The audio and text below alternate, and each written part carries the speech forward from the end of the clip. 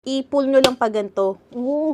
Dear, let's unpack this. Ang laman nito ay binder. Ang dami natin binder. Sana may ganito ako nung college. Ay, ang dami. Meron tayong 3 binder. Tanggalin natin sa plastic. Ang ganda talaga ng color. PVC. May ano rin siya, dear, divider. 1, 2, 3, 4, 5, 6. I-pull nyo lang pa ganito. Oh. And then, pwede nyo nang i-separate. For example, close lang natin. Dito yung sa mape, open. Lagyan natin to isa. Close ulit. Open. Separator. Close ulit natin. Additional tayo dyan. Gawin nyo lang yun ng paulit-ulit.